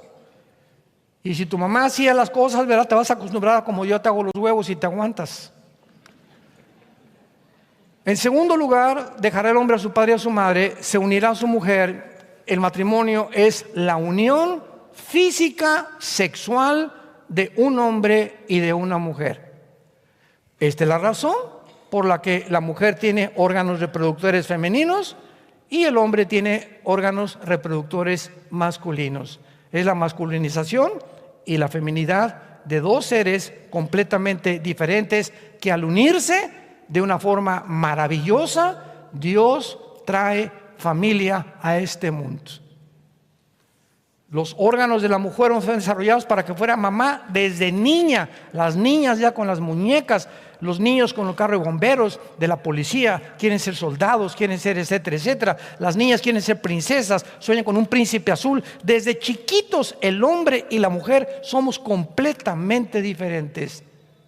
Qué tristeza que en el siglo que vivimos quieran invertir los papeles y decirle al niño, juega con las muñecas, y a las muñecas, juega con el carro de bomberos, y despersonalizarlos y robarles su identidad. No hay crimen más grande que se pueda cometer. Esto significa una cosa: el sexo fue creado para ser usado única y exclusivamente dentro del núcleo y de la dimensión del matrimonio. Nunca antes del matrimonio, y en el matrimonio nunca con otra mujer que no sea tu esposo, ni con otro hombre que no sea tu esposo, porque se llama adulterio a los ojos de Dios. Y el que comete adulterio, Proverbios 6:32, corrompe su alma, heridas y vergüenza hallará, y muchos años tardará para que tu esposa te perdone o para que tu esposo te perdone. Es el enemigo más grande que existe dentro de un matrimonio, el adulterio. Se unirá a su mujer y serán una sola carne. Usar el sexo antes o durante el matrimonio o con otra persona que no sea mujer y que sea hombre es algo animal, es algo no natural, que viola completamente lo establecido por este libro, no por el Corán, no por el Tripitaka de Buda, no por los Vedas de los persas, no por ninguno de los libros sagrados, ni por ningún libro de los hindúes. Solo la Biblia establece las leyes del sexo y del matrimonio. Qué libro tan maravilloso es la Biblia. Y finalmente, y serán una sola carne. Lo que Dios juntó, no lo separe el hombre. Y estaban ambos desnudos, Adán y su mujer, y no se avergonzaban. El último retrato de la primer pareja que Dios creó en el huerto del Edén, el último retrato es ella desnuda, Adán desnudo, y no se avergonzaba. No había temor, se podían ver a los ojos, con sinceridad, se amaban, pero algo sucedió en la creación del hombre y la mujer, que todos lo sabemos. Hicieron caso a Satanás, participaron del árbol de la ciencia, el conocimiento del bien y el mal, y le dijeron a Dios, Dios, ahora vamos nosotros a determinar qué es bueno y qué es malo. No necesitamos que tú legisles la moral, no, yo voy a decidir qué es bueno y qué es malo. Y desde ahí hasta nuestros días, el hombre ha llegado a tal confusión que a lo bueno le dicen malo y a lo malo le dicen bueno. Al hombre le dicen mujer, a la mujer le dicen hombre. A esa confusión final llegó el ser humano. Veamos pues ahora que estas funciones fueron hechas completamente diferentes. Y lo primero que encontramos nosotros es que Dios le da este liderazgo al hombre y comprendemos el significado del liderazgo.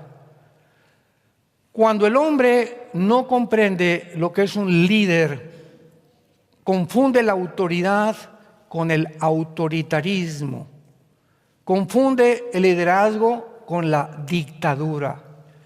Y el hombre comienza a decir, es que yo soy aquí el que truena los chicharrones y usted tiene que obedecerme, y si quiero ver películas pornográficas las vas a ver conmigo, y vas a hacer esto y vas a hacer aquello. Y hay mujeres que, sí mi amor, lo que tú digas, porque la Biblia dice que debemos estar sujetas a ellos. ¿Cuántas mujeres son tan tontas que creen que eso es someterse al hombre? Y Dios no te manda a ser un borrego que obedezcas a un lobo. ¿Por qué? Porque no has entendido, ni el hombre tampoco, a distinguir lo que es el liderazgo. En primer lugar, esta palabra líder suena a veces muy fuerte para algunas mujeres. Por ejemplo, esta palabra se puede usar para un director de orquesta.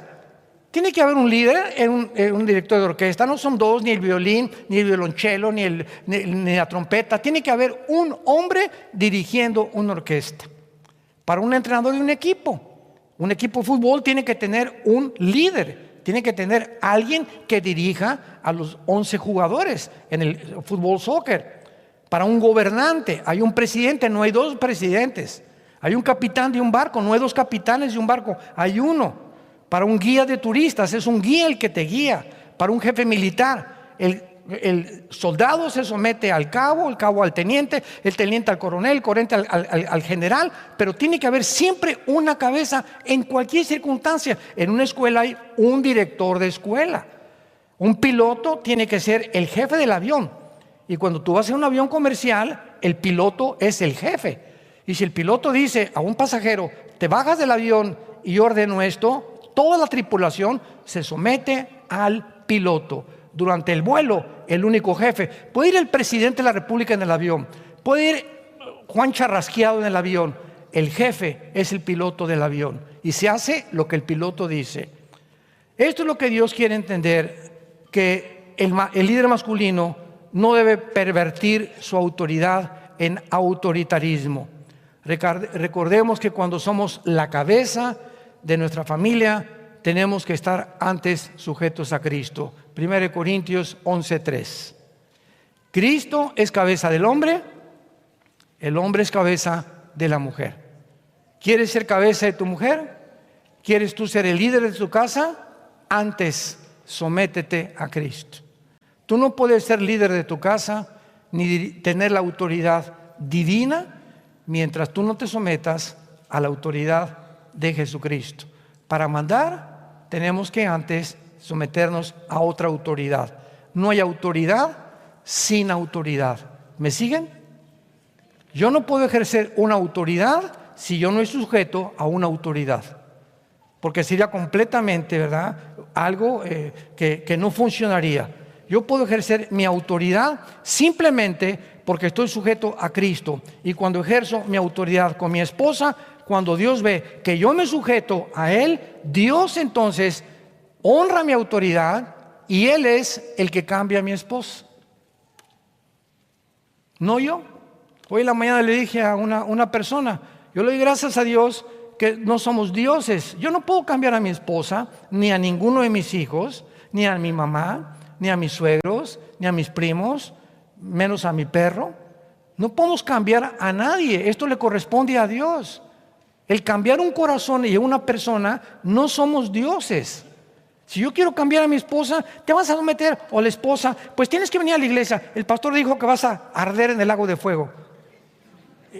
Así menos tu esposo va a hacer caso. Si tu esposo tiene un problema, tienes que orar por él y descubrir el poder de la oración. Entonces la autoridad tiene que ser ejercida si antes hay autoridad para que Dios te honre delante de tu esposo y delante de tus hijos, porque es la forma como funciona espiritualmente. En segundo lugar, no implica superioridad.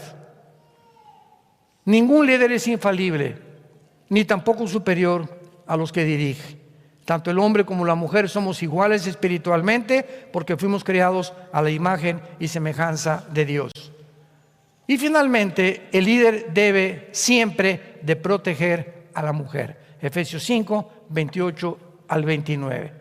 Para que podamos nosotros entender que cuando viene una persona en la noche y quiere meterse a la casa, ¿quién sale a enfrentarse al ladrón? ¿Él o ella? Él, ¿verdad? Porque ahí está. Él es el que debe proteger, no ella a nosotros. Nosotros debemos protegerla a ella. Así fue como Dios nos diseñó y nos creó. Si yo voy por la calle y alguien nos insulta o insulta a mi esposa, ella no va a salir a defenderme. Yo tengo que defender al que insulte a mi esposa. ¿Por qué? Porque yo soy el responsable de proteger a mi esposa. Dice Efesios capítulo 5, versículo 28. Los maridos deben amar a sus mujeres como a sus mismos cuerpos. El que ama a su mujer, a sí mismo se ama, porque nadie aborreció jamás su propia carne, sino que la sustenta y la cuida como Cristo a la iglesia. Yo le hago un daño a mi mujer, no sé que me estoy haciendo daño a mí. Vean esta ley impresionante, inexorable espiritualmente. Yo le hago un daño a mi esposa, yo le tengo rencor a mi esposa, yo golpeo a mi esposa, yo la trato como una sirvienta y no como mi esposa, como mi amante, como la madre de mis hijos. Sin embargo, soy tan tonto que no entiendo que me estoy dañando a mí primero. Porque Dios me está viendo y las cosas no me van a salir bien, y Dios de alguna manera va a tratar con mi vida para que yo entienda cuál es el orden y la prioridad de mi vida. No se engañe el hombre, lo que sembramos tenemos que recoger.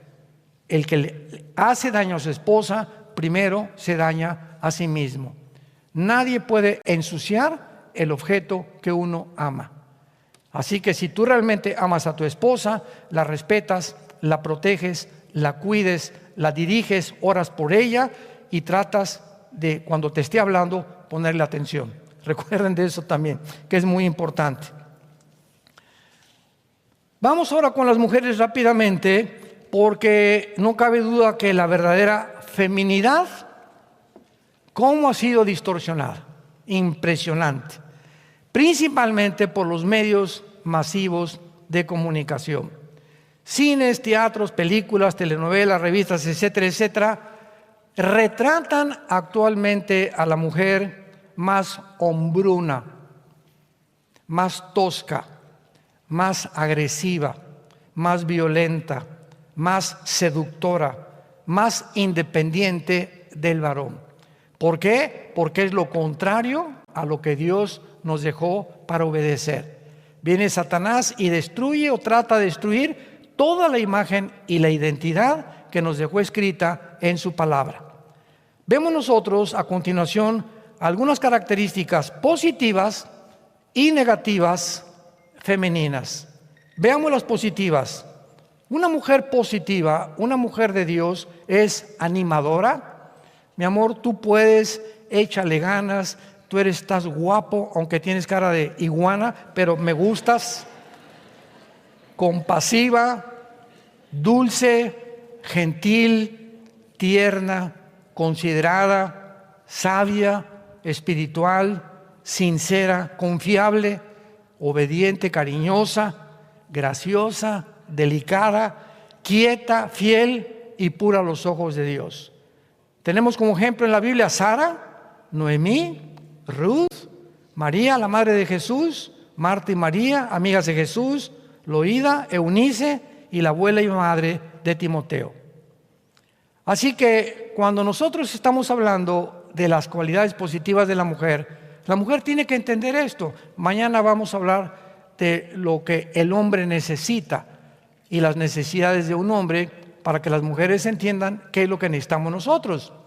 Pero tú tienes que entender qué necesita una mujer, ¿verdad? Porque una mujer negativa es una mujer pasiva, seductora, cautivadora, coqueta, vana, manipuladora, quejumbrosa, agresiva y chantajista y extorsionista también. Vemos nosotros en Proverbios capítulo 2 que el rey Salomón describe estas características negativas de una mujer. Proverbios 2, 16 al 19. Y nos promete a los hombres: serás librado de la mujer extraña, de la ajena que halaga con sus palabras, la cual abandona al compañero de su juventud y se olvida del pacto de su Dios. Este tipo de mujer, tarde o temprano, si Dios te llamó y eres obediente, Dios te la quita, Dios se la lleva. Serás librado de esa mujer porque tú quieres servir a Dios. Y si esa mujer ve Dios que no va a cambiar y que no es la mujer que te puede realmente levantar y ayudarte, porque la mujer necia destruye con sus manos su casa, la sabia levanta su casa y levanta a su varón. Una mujer hunde o una mujer levanta a un varón. Es el poder tan grande de la feminidad. Entonces, no nos preocupemos, vuelvo a repetir, Dios, si no funciona tu esposa, tarde o temprano, o se la lleva o algo pasa. Si no funciona tu esposo, tú sigues sirviendo a Dios con todo tu corazón y el gavilán pollero te va a dejar. Ábrele la jaula, ¿verdad? Adiós, nos vemos. Si quieres irte, pues vete. O mujer, te quieres ir, ahí está la puerta, vete, te pongo tu maleta con mucho gusto. Adiós, ¿verdad? Pasa un año, de acuerdo a las leyes en México, te puedes divorciar al año si eres abandonado en tu hogar. Se llama abandono de hogar. Y es una de las causas únicas del adulterio, abandono o adulterio para poder divorciarse. No hay ninguna otra causa para poder divorciarse bíblicamente. Si él se va o ella se va y pasa un año y no ha regresado, lo más seguro es que ya se fue con otro o ya se fue con otra. No te vas a quedar. ¿Y por qué, hermana, está así como monjita con la cara de la Madre Teresa? Ay, hace 5 años se fue mi esposo y lo sigo esperando. Porque las hermanitas de la caridad en la iglesia me dijeron que lo siguiera esperando porque tengo que estar sujeta a él. ¿Verdad? Esa hermana, ¿verdad?, no es realmente una persona cuerda, ni sabia, ni mucho menos, porque no ha entendido que no nos llamó Dios a servidumbre. 1 Corintios capítulo 7, del 15 en adelante. Cuando eres víctima, Dios te bendice y Dios tiene otro plan para tu vida. Pero cuando tú obedeces a Dios, Dios te premia, te recompensa. Y si un hombre o una mujer estorban el plan de Dios para tu vida, Dios te lo quita de tu vida o te la quita de tu vida. Porque Dios no nos llamó a vivir en esclavitud todos los tiempos de nuestra vida. Vemos nosotros también claramente que cuando una mujer es con estas características, una mujer tiene que demostrar verdaderamente su obediencia mientras el esposo no la obligue a cometer algo que viole la palabra de Dios. Por ejemplo, hay 3 instituciones que Dios fundó. Número 1, el matrimonio y la familia. Número 2, la iglesia. Y número 3, los gobiernos. Si un presidente, no importa el que sea, o un César o un emperador, hacen un edicto desde mañana, se prohíbe de la Biblia, no nos podemos sujetar al gobierno. La iglesia primitiva se tuvo que reunir en las catacumbas, porque les prohibieron los césares leer la Biblia y adorar a Dios. No podían obedecer, siguieron reuniéndose y cuando los capturaban, los echaban al Coliseo Romano. Cuando en una institución como en una iglesia el pastor te obliga a hacer cosas que no están en la Biblia, vete a otra iglesia. Porque el pastor no puede violar la palabra de Dios. Un pastor no le puede decir a una pareja, divórciense, tampoco podemos decirle, cásense. Nosotros como pastores damos el consejo nada más. Hermano, me quiero divorciar. Mira, te voy a poner los pros y los contras de tu caso. Pero finalmente yo no te voy a decir que te cases o que te divorcies. Tú eres responsable y tú vas a tomar la decisión. Yo te digo, si tú te casas con ese hombre, te va a ir así y así y así y así. Pero si te casas, va a ser por tu responsabilidad. Yo no te puedo prohibir de decirte, si tú te casas, ya no regresas a la iglesia. Eso es dictadura. Eso es manipulación. Eso es enseñorearse de las ovejas y no somos dueños de ustedes. Nosotros estamos para servirlos a ustedes, para aconsejarlos y dejar que ustedes sean responsables de las decisiones que tomen delante de Dios. De otra manera, esa iglesia es un autoritarismo, es una dictadura, ¿verdad? Es una forma arbitraria de gobernar. No podemos tomar ese papel. Si tu esposo te dice, vamos a ver una película pornográfica porque tienes que sujetar conmigo, discúlpame, Panchito, Dios me dice, ¿verdad?, que es pecado lo que tú estás haciendo, no me sujeto a ti. Pues si no sujetas un par de cachetadas, dame las que tú quieras, no voy a hacer lo que tú dices, porque estoy violando una ley de Dios superior a que me sujete yo a ti. ¿Me van siguiendo? Y cuando nosotros tenemos este tipo de autoritarismo, no tenemos por qué someternos. Yo recuerdo ahora cuando vino la pandemia, ¿verdad?, que las iglesias tienen que de alguna manera cerrar los clubes, etcétera, etcétera. Y nosotros en los 2 años de pandemia no nos sometimos a los dictámenes de la Organización Mundial de la Salud. Entonces, como la gente tenía miedo de ir al lugar, porque no es el templo somos nosotros, recuerden, vamos al templo, eso no es bíblico, eso es un edificio, nosotros somos el templo como personas. ¿Qué hicimos? A través de online, todos los días dábamos estudios bíblicos. La iglesia nunca se cerró porque usamos la tecnología para seguir alimentando a las ovejas. Nadie nos puede prohibir eso, jamás, ni leer la Biblia, ni tampoco dejar de reunirnos. Y si nos prohíben en un lugar, nos escondemos en algún otro lado, pero nosotros seguimos obedeciendo a Dios. Dice Hechos capítulo 4 que cuando les prohibieron a los apóstoles, ustedes no pueden predicar ya, les contestó Pedro, juzguen si es justo delante de Dios obedecerlos ustedes o obedecer a los hombres. Juzga, Pancho, si es justo obedecerte o obedecer a mi patrón. Juzgue, pastor, usted me está dando una indicación que viola la palabra de Dios, no me someto a ustedes. Cuando el gobierno obliga a algo así, es cuando nosotros tenemos que rebelarnos con la autoridad superior a la que debemos obediencia hasta el final de nuestra muerte. Señor, te damos gracias en esta tarde por tu palabra y te damos gracias porque lámpara es a nuestros pies, lumbrera a nuestro camino. Señor, cuánto anhelamos que nos des un espíritu de sabiduría, de revelación, de inteligencia, de conocimiento, de discernimiento de espíritus. Un mundo tan confundido, donde a través de los medios de comunicación, la televisión, los programas, los gobiernos, manipulados, influenciados por el mundo espiritual de las tinieblas, nos quieren matar, nos quieren debilitar físicamente, mentalmente, quieren arruinar nuestro matrimonio, nuestra familia, nuestros hijos. Pero nosotros no somos de las tinieblas, somos hijos de la luz. Levantemos la lámpara, exhibamos la maldad del mundo y el pecado del mundo, porque no ponemos nada contra la verdad, sino por la verdad. Jesucristo le dijo a Pilato cuando lo iba a condenar: yo para esto he venido al mundo, dijo Jesús, para dar testimonio de la verdad. Todo aquel que es de la verdad, oye mi voz.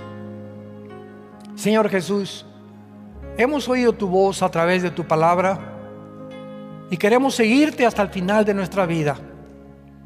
Permanecer firmes en la esperanza a la que nos has llamado y discernir, tener esa capacidad espiritual de distinguir entre el bien y entre el mal. No son los psicólogos, ni los sexólogos, ni los políticos, ni los psicólogos, ni psiquiatras, ni filósofos, ni politólogos los que nos dicen cómo vivir. Eres tú. En tu palabra no hay nada torcido ni perverso en ella. Ella es luz y sabiduría a los que entienden y a los que obedecen tus mandamientos.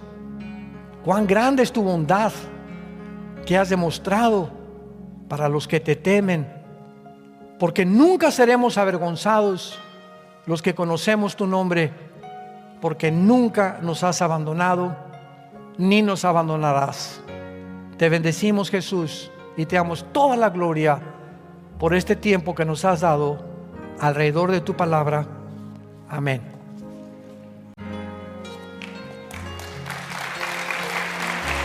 Gracias a Dios por este libro maravilloso. Gracias, Padre Santo, por tu palabra.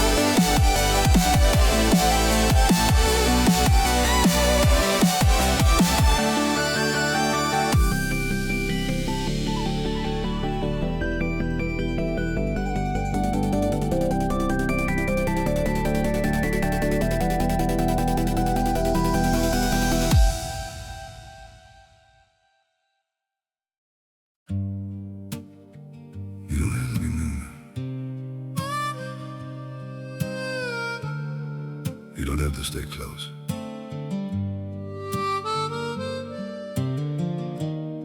As long as you're somewhere out there, that's enough for me. I don't need to hold you near me, don't need promises to keep. Just the thought that you are breathing somewhere in this world I see. Even if I'm not beside you, even if you never know, there's a quiet kind of comfort just in knowing you still glow. I don't need forever, I just need you to exist. You don't have to stay with me, you don't have to feel the same. Just as long as you're still out there, calling softly through my days. You don't have to look my way, you don't have to be my home. It's enough to know you're living in a world I'm not alone. I won't chase you through the distance, won't disturb your chosen life. I'll just keep you in my silence, like a star that shines at night. Through the dark and through the blue, I still think of you. You don't have to stay with me, you don't have to feel the same. Just as long as you're still out there, calling softly through my days. You don't have to look my way, you don't have to be my home. It's enough to know you're living in a world I'm not alone.